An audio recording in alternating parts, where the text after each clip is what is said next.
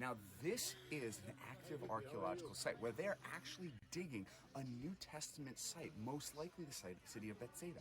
What you see and how you see archaeology being done is that it's not just everybody sitting there and digging down as fast as they can, but what they do is that they cut and divide it up into small squares so that you get only a portion, and you go down layer by layer to understand what's in that layer without completely destroying the site. And so this one has gone down multiple layers, as you can see kind of the stops in it with the different colors of soil, showing us a different time period each time. Now, some of them are easy to distinguish. You can use pottery, you can use coins that you find inside of them. Other ones are harder to distinguish, and so the reason we have to do this is so that you can go slowly, take your time. Archaeology is not a foot race, it's not a sprint. It is a marathon. It's something that's done over years. There are sites that have been started to be excavated in the 1800s that are still being excavated today because it takes so long to do. But there are methods and methodologies how to do it, a right way and a wrong way, and what you're seeing is the most up-to-date methodology of what we consider to be the right way to do archaeology. We are standing at the excavations of Araj. That's the Arabic name of the site, or Beit Habek in Hebrew. This is the site we are researching for the last 5 years, and we believe this is the location of Biblical Bethsaida, the birthplace of three of Jesus' apostles, Peter, Andrew, and Philip. We came here because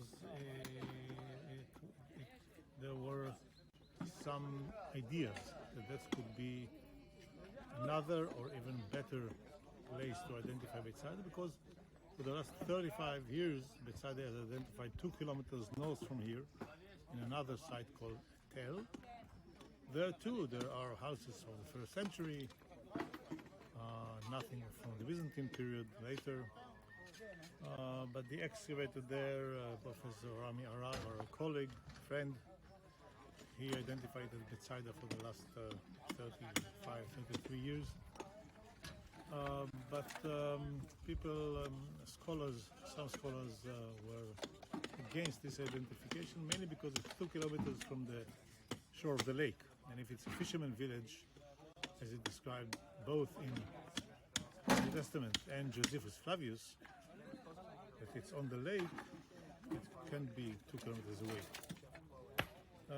This problem was solved by Rami, suggesting that there was a big lagoon stretching from the Kinneret to the Tel, 2 kilometers away, proven by geological tests.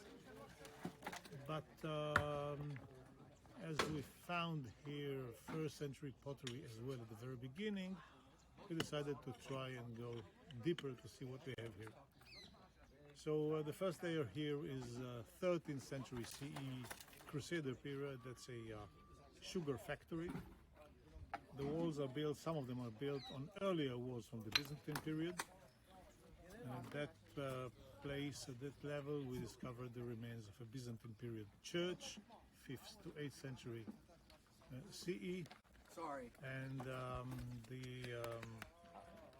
we are now busy in digging this church and trying to understand its plan and hope to find inscriptions to have more information concerning this place. A church is described here by a Christian pilgrim who is walking here in the 8th century and says that he went through a place called Bethsaida, and the church built over the house of Peter.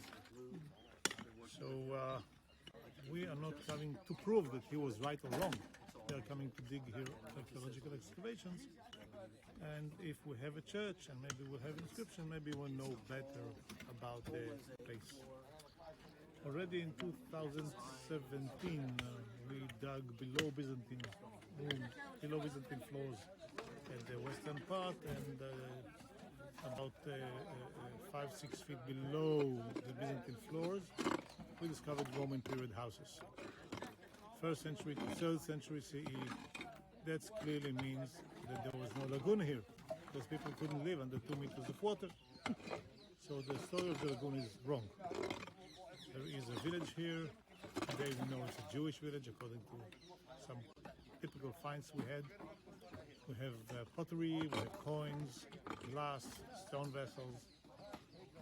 The earliest coin we had came from cleaning 2 days ago, is from the Hasmonean period, end of the second, beginning of the 1st century BCE. That's the time when the Jewish settlement spread all over in the Galilee. And we believe that because of these finds, our site is a much better candidate.